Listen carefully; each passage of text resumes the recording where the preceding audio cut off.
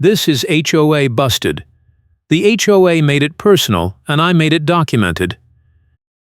If you refuse, I add fees.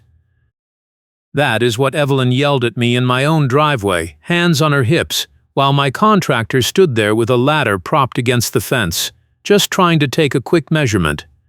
She pointed at the ladder like it was a crime scene. She said I was building an unapproved structure. I told her it was a ladder. She did not care. She pulled out her phone, took 3 photos, and said the fine starts tomorrow unless I submit an application packet she had never mentioned before. She walked away before I could even ask what packet. That was Tuesday morning. By Wednesday afternoon, I had a violation notice in my mailbox, dated the day before, claiming I missed a deadline I never knew existed. I work at the water treatment plant on strict schedules, swing shift, nights, weekends, rotating coverage.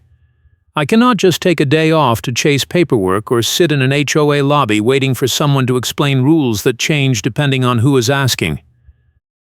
I moved to Prairie Crossing Reserve Association in Ottawa, Ontario 6 months ago because the rent was reasonable and the neighborhood looked quiet. The HOA seemed like a formality. I was wrong.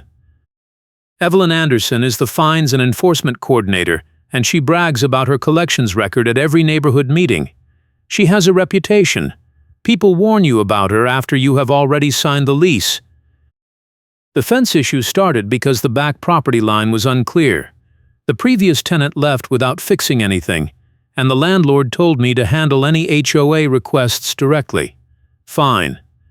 I hired a contractor to replace 2 rotted fence panels and add a gate for easier access to the alley.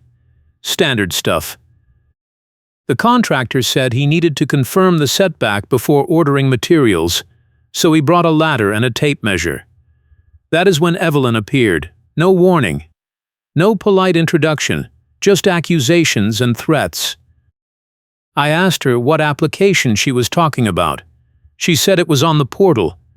I logged into the Prairie Crossing Reserve Association portal that night. Nothing. No fence guidelines, no application form, no checklist. I searched every tab. I found a document library with expired meeting minutes and a snow removal policy from 2019. I emailed the HOA management company and asked for the fence application. They replied 2 days later with a generic message saying all rules are available on the portal and homeowners are responsible for compliance. I replied with a screenshot showing the empty document library. No response. Friday morning, Evelyn left a second notice on my door. This one said I was in violation of Section 4.7 of the Community Guidelines, and I owed $200 for non-compliance.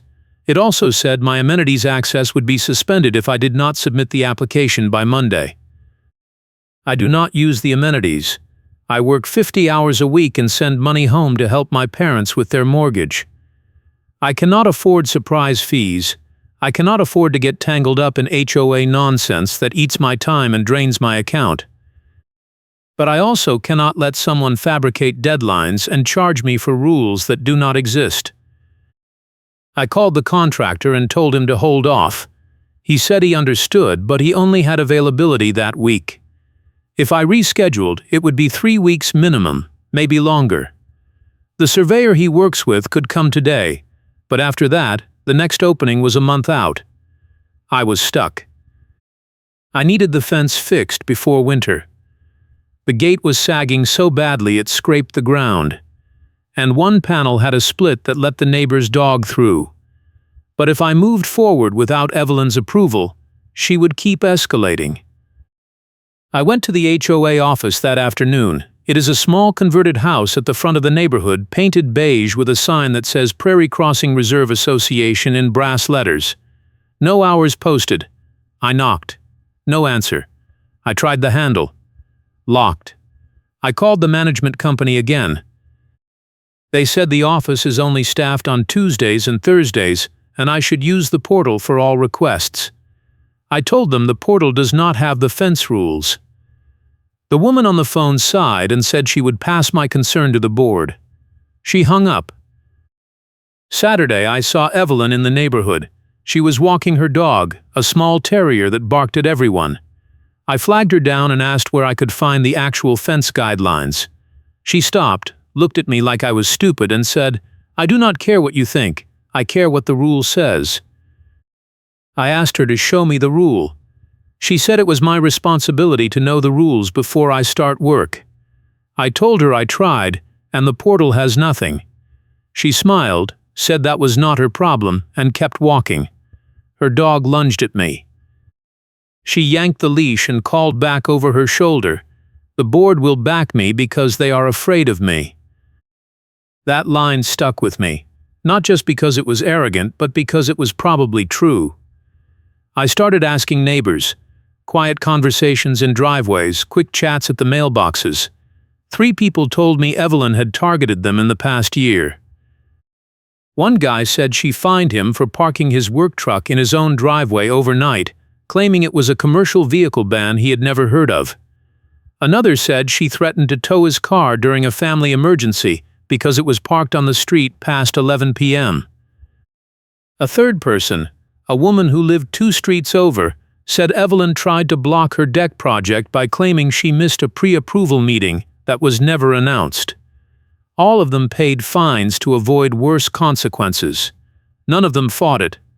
They all said it was easier to pay and move on.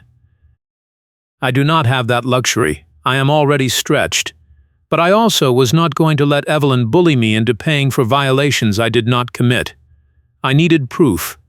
I started documenting everything. I printed every email. I saved screenshots of the portal. I requested certified mail receipts for every piece of correspondence. I built a timeline in a 3-ring binder with tabs: notices, emails, portal, contractor, surveyor. If this turned into a hearing, I wanted a clean paper trail. Monday morning, the contractor called. He said someone had pulled up his survey stakes over the weekend. All 4 corner markers were gone. He found 2 of them tossed in the alley, bent and unusable. He asked if I had any idea who would do that. I told him I had a pretty good guess. He said he could reset the stakes, but it would cost extra, and he would need the surveyor to come back out. That pushed the timeline even further. I told him to go ahead. I filed a police report for vandalism. The officer who took the report was polite, but skeptical. He said unless I had video evidence, there was not much they could do. I did not have a camera yet, but I ordered one that afternoon. If this sounds familiar, hit that like button and subscribe, because it only gets worse from here. Tuesday, I got a call from the HOA management company, not the generic voicemail line, an actual person. She introduced herself as the compliance liaison and said the board had scheduled a hearing for Thursday at 7 p.m. to address my ongoing violations. I asked what violations. She listed 3: unpermitted construction, failure to submit required applications, and interference with HOA enforcement. I asked her to send me the documentation. She said it would be available at the hearing. I told her that was not how hearings work. She said the board sets the procedures, and if I did not attend, they would proceed without me. She hung up before I could ask anything else. I called a lawyer. Not a big firm, just a local guy who does HOA disputes on the side. He listened to my summary and said it sounded like a shakedown, but proving it would take time and money. He quoted me $1,500 for a demand letter and representation at the hearing. I did not have $1,500. He suggested I go to the hearing, record everything if allowed, and document every procedural failure. He said if they violated my rights, I could file a state procedure complaint that forces the HOA to respond. That was my leverage. I thanked him and hung up. Wednesday, I installed the doorbell camera. Basic model, motion alerts, cloud storage. I angled it to cover the driveway and part of the fence line. That night, I got an alert at 11:43 p.m. I opened the app and saw Evelyn walking past my house with a flashlight, stopping at the fence, looking at the new stakes the contractor had just reset. She did not touch them, but she stood there for almost 2 minutes, shining the light on each one. Then she walked away. I saved the clip. Thursday morning, I printed the video timestamp and added it to my binder. I also printed the police report, the contractor invoices, the surveyor schedule, and every email exchange with the management company. I organized everything chronologically. I made copies. One set for me, one set for the board, and one set for my own records. I did not know if they would let me present evidence, but I was ready. The hearing was held in the HOA office. When I arrived at 6:50 p.m., the door was locked. I knocked. No answer. At 6058, Evelyn unlocked the door from the inside and told me to wait in the hallway. I asked if I could come in and set up. She said no. At 7003, she opened the door again and waved me in. The room was tiny. A folding table, 4 chairs, and a wall-mounted whiteboard with nothing on it. 3 board members sat on one side of the table: Evelyn, a man in his 60s I had never seen before, and a younger woman who avoided eye contact. There was one chair on the opposite side for me. No recording equipment. No court reporter. No formality. Evelyn started talking before I even sat down. She said I was there to answer for multiple violations, and the board had already reviewed the evidence. I asked what evidence. She slid a single sheet of paper across the table. It was a printed photo of the contractor's ladder leaning against the fence, with a handwritten note at the bottom that said unapproved structure erected without permit. I pointed out that it was a ladder, not a structure. She said the rule does not distinguish. I asked to see the rule. She said it was in the guidelines. I asked for a copy of the guidelines. She said I should have reviewed them before starting work. I pulled out my binder. I opened it to the tab labeled Portal and showed them the screenshot of the empty document library. I explained that I had requested the guidelines multiple times and never received them. Evelyn cut me off. She said the portal is updated regularly, and if I did not check it, that was my fault. I showed them the email timestamps. I showed them the management company's generic responses. I showed them the certified mail receipts proving I had requested documents and received nothing.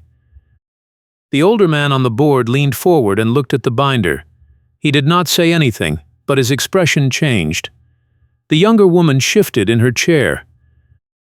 Evelyn was not fazed. She said the timeline did not matter because I started work without approval. I told her I had not started work. The contractor took a measurement. That is not construction. She said any activity on the property requires pre-approval. I asked where that rule was written. She did not answer. Instead, she said the board had decided to impose a $500 fine and suspend my amenities access until I submitted the application and paid all outstanding fees. She said if I did not comply within 7 days, they would place a lien on the property. I waited for the right audience, because the reveal needed witnesses. I reached into my binder and pulled out a second set of documents I had not shown yet. I slid them across the table. The first page was an invoice from the management company to the HOA, dated 2 months earlier. It listed legal fees for enforcement actions, including my case. The second page was an email chain I had obtained through a public records request with the city, showing that the management company had billed the HOA for legal consultations that never happened. The third page was a spreadsheet someone had leaked to me, showing a list of homeowners with highlighted addresses, including mine. Next to each address was a dollar amount and a note. My note said fence non-compliance, target for escalation. The room went silent. The older man picked up the invoice and read it carefully. The younger woman stared at Evelyn. Evelyn's face went red. She said the documents were taken out of context and I had no right to bring them to a hearing. I told her the hearing was about compliance, and this was evidence of selective enforcement and fraudulent billing. I said I had already filed a state procedure complaint with copies of everything, and the city was reviewing the HOA's permit interference. I said if they wanted to escalate, I was ready, but they should know that their management company was billing them for phantom legal work, and Evelyn was keeping a target list. Evelyn stood up. She said the hearing was over and I needed to leave. The older man told her to sit down. He said they needed to review the documents. Evelyn argued. He cut her off and said the board would reconvene and notify me of their decision. He asked me to leave the copies. I did. I also left a business card for my lawyer, even though I had not officially retained him. It was a bluff, but it worked. As I walked out, I heard the younger woman say, "This is bad, Evelyn. This is really bad." I left the office and sat in my car. My hands were shaking. I was not sure if I had just won or made everything worse. I drove home, checked the doorbell camera, and saw no activity. I made dinner, checked my email, and found nothing. I went to bed expecting a retaliatory notice the next morning. Instead, I got a call from the management company at 9 a.m. Friday. The compliance liaison sounded different, apologetic. She said the board had reviewed my case and decided to waive all fines and remove the violations from my record. She said they were updating the portal to include all guidelines and applications, and I was free to proceed with my fence project without further approval. She said the board appreciated my patience and cooperation. I asked about the hearing. She said it was closed. I asked about Evelyn. She paused and said personnel matters were confidential. I thanked her and hung up. That was not enough. I wanted to know what happened. I called my quiet neighbor, the one who had saved screenshots of Evelyn's posts and messages. She had been my ally from the start, lurking in the neighborhood group chat and forwarding me anything relevant. She told me the board had an emergency meeting Thursday night after I left. Evelyn tried to shut down the discussion, but the older man and the younger woman outvoted her. They reviewed the leaked spreadsheet and the invoice trail. They confronted the management company, who admitted the billing errors and offered a partial refund. They told Evelyn to step down from enforcement duties. She refused.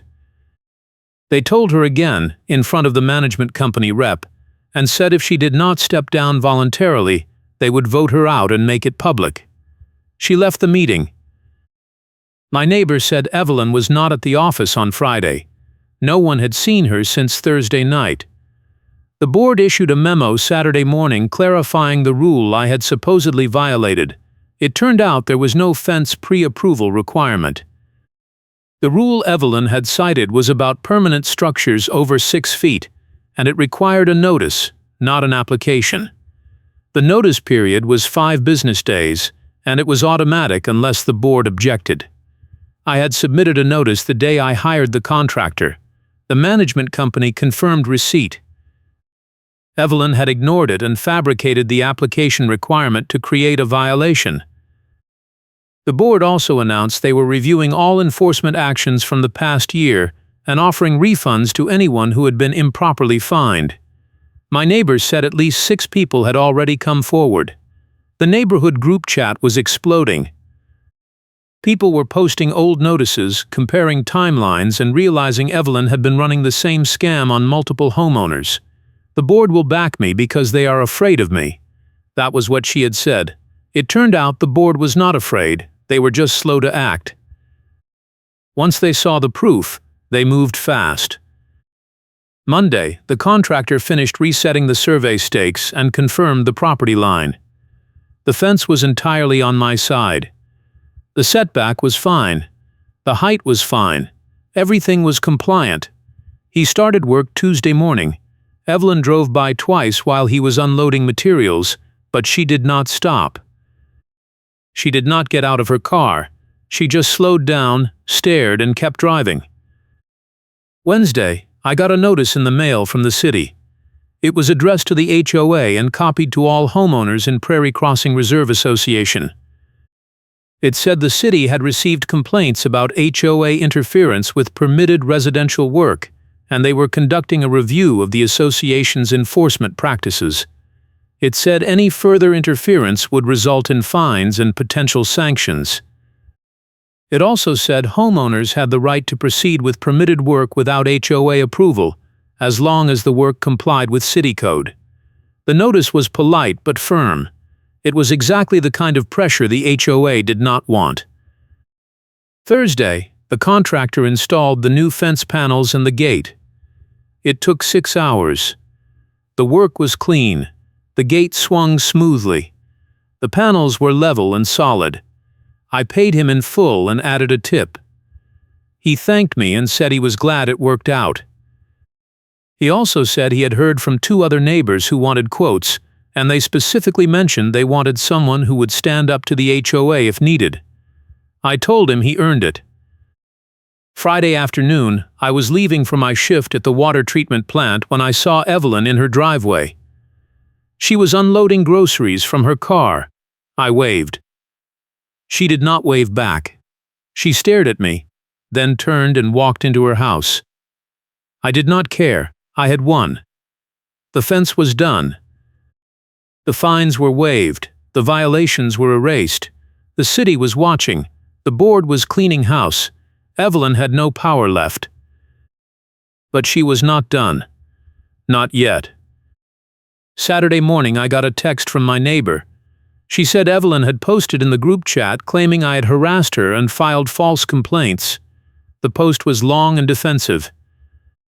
She said she was a volunteer who worked hard to keep the neighborhood safe and beautiful, and I was ungrateful and disrespectful.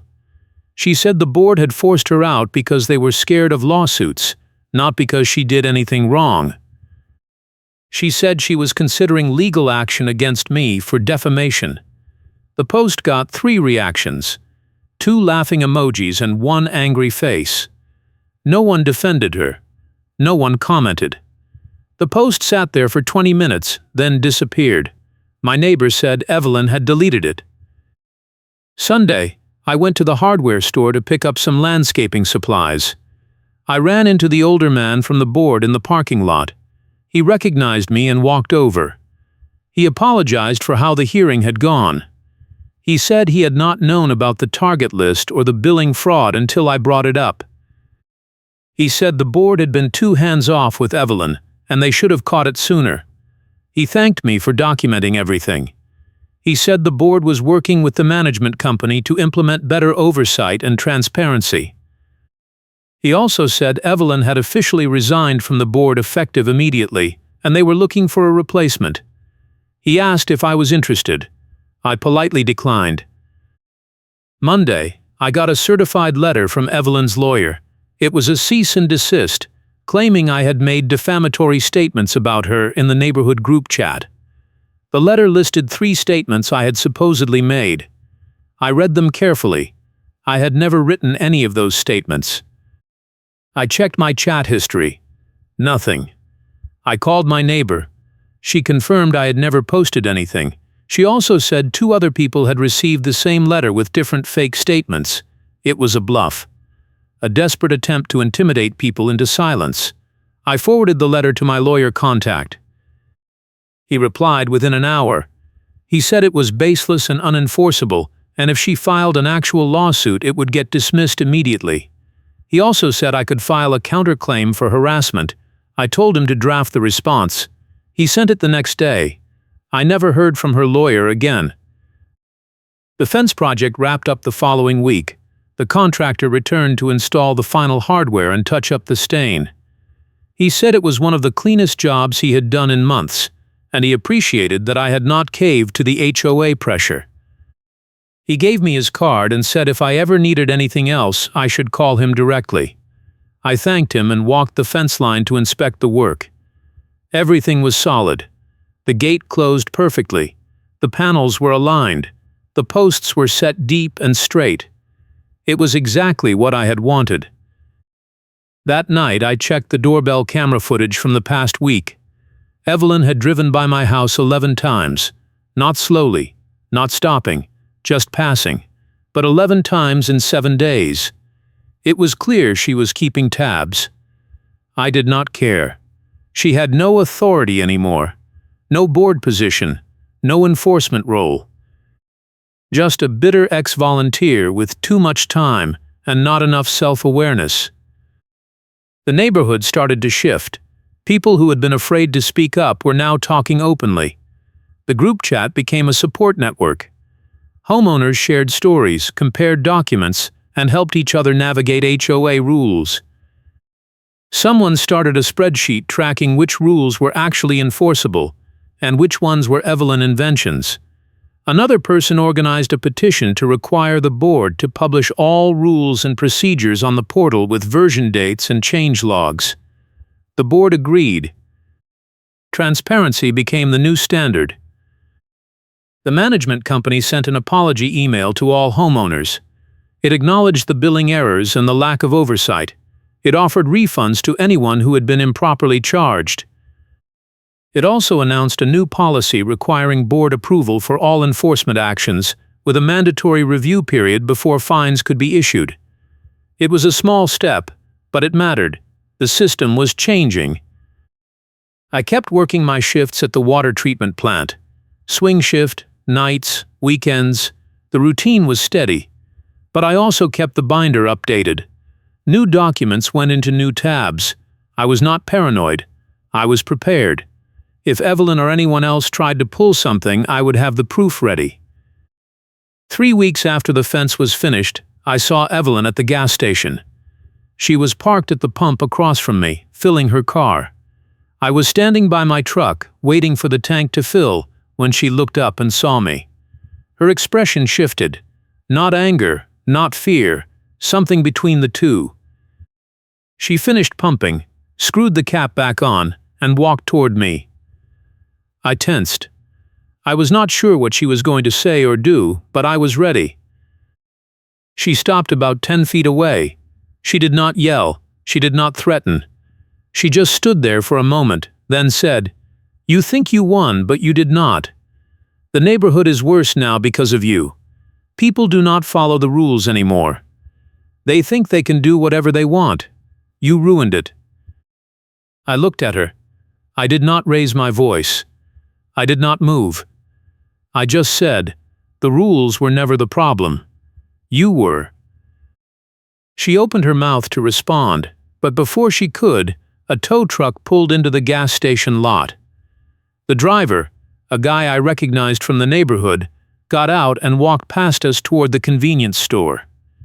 He glanced at Evelyn, then at me, and nodded. He had been there the day she threatened to tow my car over a parking violation that did not exist. He had refused to tow it because he knew it was bogus. He was the tow operator standing back and listening carefully. He had heard everything. He walked into the store without saying a word, but the message was clear. People were paying attention. People remembered. Evelyn turned and walked back to her car. She got in, started the engine, and drove off without looking back. I finished filling my tank, paid inside, and got back on the road. I had to get to work. I had a shift starting in 30 minutes, and I did not have time to dwell on her bitterness. But I did think about what she had said. The neighborhood is worse now because of you. She was wrong. The neighborhood was better. People were not afraid anymore. They were not paying bogus fines. They were not getting towed over fake violations. They were not living under the thumb of someone who weaponized rules for power and profit. The HOA was still there, but it was functioning the way it was supposed to, maintaining standards, not manufacturing crises. The gas station lot at the edge of the subdivision became the final showdown location, not because I planned it, but because that is where it happened. That is where Evelyn tried to corner me one last time, and that is where she realized she had no leverage left. No board backing. No management company support. No fear. Over the next month, the board completed their review of past enforcement actions. They found 14 cases where Evelyn had imposed fines without proper documentation or board approval. They issued refunds totaling over $6,000. Some homeowners declined the refunds and asked the board to donate the money to a neighborhood improvement fund. The board agreed and used it to repair the playground equipment and repave the walking paths. It was a small win, but it showed the neighborhood was moving forward. Evelyn stopped attending board meetings. She stopped posting in the group chat. She stopped driving by my house. I saw her occasionally at the grocery store or the gas station, but we did not speak. She looked smaller somehow, less intimidating, just another person in the neighborhood, no longer in control. The city completed their review in early December. They found that the HOA had exceeded its authority in multiple cases, including mine, and issued a formal warning. The warning stated that any further interference with permitted work would result in fines of up to $500 per incident and possible suspension of the HOA's covenant enforcement privileges. It was a strong deterrent. The board took it seriously. They hired a new management company with better oversight and a clear process for handling disputes. They also updated the covenants to require annual audits and public reporting of all enforcement actions. I finished my fence project in October. By December, 3 other neighbors had started their own projects. New decks, new landscaping. One guy even built a shed, fully permitted with no HOA interference. The neighborhood looked better. People were investing in their homes again. The fear was gone. Christmas came and went. I worked through the holidays, covering shifts for colleagues with families. It was quiet at the plant. The work was steady. I sent money home like always. My parents called on Christmas morning and thanked me. They said they were proud of me for standing up to the HOA. They said not everyone would have fought back. I told them I did not have a choice. I could not afford to let someone bully me into paying for violations I did not commit. They understood. New Year came. The board held their annual meeting in January. I did not attend, but my neighbor did. She sent me a summary. The board announced a new slate of officers. Evelyn was not on the list. The older man was now president. The younger woman was vice president. They introduced 2 new members, both homeowners who had been vocal about transparency and accountability. The meeting was calm. No drama, no shouting, just a functional board doing its job. I kept the binder. I kept the doorbell camera footage. I kept every document, every receipt, every email. Not because I expected another fight, but because I learned the value of proof. If something ever came up again, I would be ready. But I also hoped it would not. I hoped the HOA would stay on track. I hoped the new board would keep the momentum going. I hoped the neighborhood would continue to improve. February brought more snow than usual. The city crews struggled to keep up. The HOA sent out reminders about clearing sidewalks and driveways. The tone was polite. No threats, no fines. Just a friendly reminder. It was a small thing, but it felt different. The HOA was serving the neighborhood, not the other way around. March arrived with warmer weather. I started planning a small patio project for the backyard. Nothing major, just a concrete pad and some outdoor furniture. I checked the city permit requirements. I reviewed the HOA covenants. Everything was clear. I did not need HOA approval. I just needed a city permit and proper setbacks. I filed the paperwork online and got approval in 3 days. No drama, no delays, no Evelyn. The patio project started in early April. The contractor was the same guy who did my fence. He remembered the fight. He said he was glad things had calmed down. He also said he had picked up 5 more jobs in the neighborhood since December, all because of referrals from people who had heard about my case. He thanked me for standing firm. I told him he deserved the credit for doing good work and not backing down when Evelyn tried to intimidate him. The patio was finished in 2 weeks. Clean lines, level surface, proper drainage. I bought a small fire pit and some chairs. I invited my neighbor over for the first fire. She brought beer and chips. We sat outside and talked about the past year. She said the neighborhood felt lighter. People were friendlier. The group chat was less toxic. The HOA was less intrusive. She said it was because of me. I told her it was because of all of us. No one person changed the neighborhood. It was a collective effort. People spoke up. People shared information. People supported each other. That was what made the difference. Spring turned into summer. The fence held up perfectly. No rot, no sagging. The gate still swung smoothly. I repainted the panels in June to match the new patio furniture. The backyard looked cohesive. Clean. Mine. I kept working at the water treatment plant. The schedules never changed. Swing shift, nights, weekends. But the stress was different. I was not coming home to violation notices. I was not checking my mailbox with dread. I was not waiting for the next ambush. I was just living, working, maintaining my home, supporting my family. That was all I had wanted from the start. Evelyn moved out in July.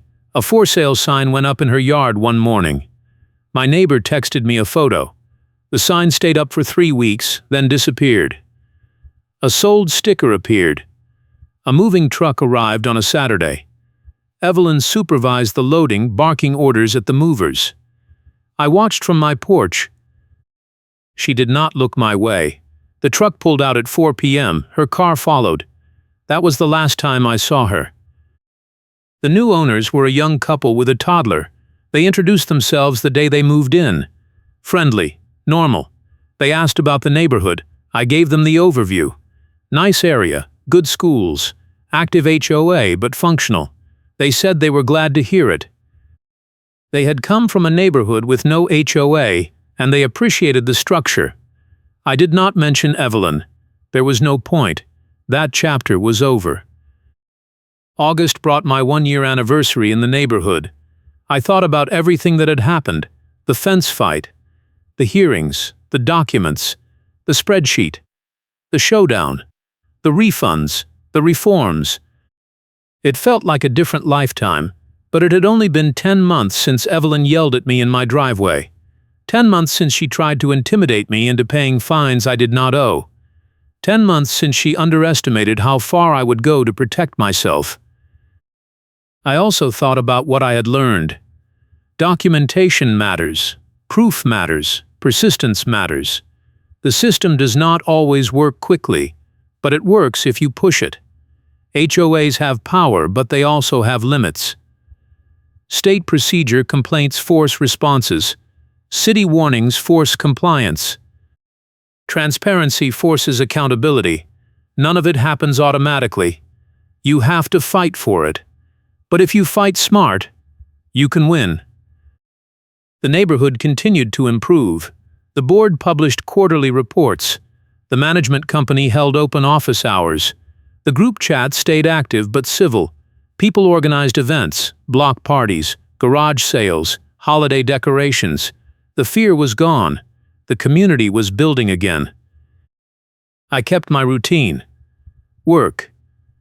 Home. Maintenance. Support. I sent money home every month. My parents paid off their mortgage in September. They called me and cried. They said I had helped them keep their home. I told them it was the least I could do. They raised me.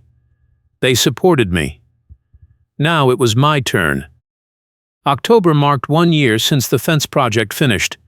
I walked the property line and checked every post, every panel, every hinge. Everything was solid. The contractor had done excellent work, and it showed. The fence would last for years, maybe decades. It was a good investment. A reminder that standing your ground pays off. I also checked the HOA portal. All the guidelines were posted, clear, accessible, up to date. Applications were available for download, timelines were published, contact information was accurate. The portal actually worked. It was a small thing, but it mattered. It showed the board was serious about transparency. November brought the annual meeting again. I attended this time. The room was packed. More homeowners than I had ever seen at an HOA event. The board presented their year in review. They highlighted the reforms, the refunds, the new policies, the improved communication. They also acknowledged the challenges. They said there was still work to do, but they were committed to serving the neighborhood, not controlling it. The applause was genuine. During the open comment period, someone stood up and asked about Evelyn. The president paused, then said personnel matters were confidential, but he could confirm that the board had addressed past enforcement issues and implemented safeguards to prevent future abuses. He said the board was committed to fair, transparent, and consistent enforcement. The room stayed quiet. No one pressed. Everyone understood. Evelyn was gone, and the board had moved on. After the meeting, several people came up to me. They thanked me for fighting back. They said I had inspired them to speak up when they saw problems. One guy said he had filed a complaint about a parking fine and got it reversed because of the new review process. Another woman said she had started a neighborhood watch group to keep an eye on HOA decisions and hold the board accountable. It felt good, not because I wanted credit, but because the culture had shifted. People were not afraid anymore. They were engaged, active, empowered.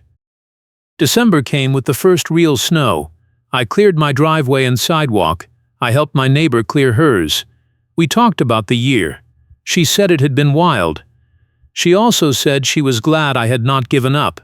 I told her I could not afford to. Literally and figuratively. She laughed. We went inside and had coffee. Christmas was quieter than the year before. I worked fewer shifts. Spent more time at home. Called my parents more often. They were doing well. The stress of the mortgage was gone. They sounded lighter, happier. I felt the same. The fence fight was behind me. The HOA was functional. The neighborhood was stable. Life was good. New Year came again. I made no resolutions. I did not need to. I had already learned the lessons I needed to learn. Stand your ground, document everything. Build alliances. Use the system. Do not let fear win. Those principles worked in the HOA fight, and they worked in life. I carried them with me into the new year. January brought a new project. I wanted to add a small garden bed along the back fence. Raised beds. Simple layout. No HOA approval needed. Just city guidelines and common sense. I ordered the materials online. The contractor was not available, so I did the work myself. It took 3 weekends. The beds turned out great. I planted herbs and vegetables in the spring. By summer, I was harvesting tomatoes, peppers, and basil. Fresh. Homegrown. Satisfying. The neighborhood stayed calm through the spring. No drama, no conflicts. The HOA sent routine reminders. The board held regular meetings. The management company responded promptly to requests. It was boring in the best way. Functional. Normal. Exactly what an HOA should be. I kept the binder. Not in a drawer. On the shelf in my office. Visible. A reminder. Not of the fight, but of what happens when you refuse to back down. When you collect proof. When you use the system the way it was designed. When you hold people accountable. The binder was proof that the system works if you make it work. I also kept the doorbell camera. The footage from that first night, when Evelyn walked past my house with the flashlight, was still saved. I watched it once in a while. Not out of bitterness, but out of perspective. That moment was when I knew she was serious. When I knew I had to fight. When I knew I could not just pay the fines and move on. That moment changed everything. By summer of the second year, the neighborhood had fully stabilized. New families moved in. Old tensions faded. The HOA board stayed transparent. The group chat stayed active but positive. People organized events. The playground got new equipment. The walking path stayed maintained. It felt like a real community again. I worked my shifts at the water treatment plant. Swing shift, nights, weekends. The routine never changed. But the stress was gone. I was not fighting an HOA anymore. I was just living, working, maintaining my home, supporting my family, enjoying the peace I had fought for. The fence still stood strong. The gate still swung smoothly. The garden beds produced food. The patio hosted fires and conversations. The neighborhood thrived. Life moved on. I thought about Evelyn sometimes, not with anger, just curiosity. I wondered if she learned anything, if she understood why people pushed back, if she realized the damage she had caused. Probably not. People like her rarely do. They move to a new place and start over, convinced the problem was everyone else, not them. I hoped the new neighborhood was ready for her. I hoped someone there had a binder and a backbone. But that was not my problem anymore. My problem was solved. The HOA issues were resolved. The city warned the HOA to stop interfering with permitted work, and the board publicly reversed Evelyn's policy to avoid municipal trouble. The reforms held. The transparency lasted. The accountability stayed. That was the outcome I fought for, and I got it. The final piece came in late July. I was sitting on my patio when my neighbor stopped by. She had news. The state had finished their investigation into the HOA's billing practices. They found evidence of fraud and ordered the management company to pay restitution to affected homeowners. They also fined the company $10,000 and placed them on probation. The HOA board terminated their contract and hired a new firm.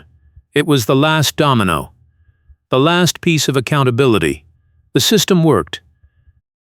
I thanked my neighbor for the update. She said she was glad it was over. I agreed. We sat on the patio and watched the sun set. The fence cast long shadows across the yard. The garden beds were full and green. The fire pit sat ready for the next gathering. Everything I had fought for was right there. Solid. Real. Mine. The HOA sent a final notice in August. Not a violation, not a fine, just a memo. It thanked homeowners for their patience during the transition. It outlined the new policies. It provided contact information for the new management company. It invited feedback. It was professional, respectful, functional. Exactly what it should have been from the start. I filed the memo in my binder. One last document, one last piece of proof. The fight was over. The neighborhood was stable. The HOA was reformed. Evelyn was gone. Justice was served, not perfectly, not quickly, but thoroughly, completely, irreversibly. I kept working. I kept maintaining my home. I kept supporting my family. I kept living. That was the real victory, not the refunds or the reforms or the accountability. The real victory was the ability to live without fear, without harassment, without someone weaponizing rules to make my life harder. That was what I fought for. That was what I won.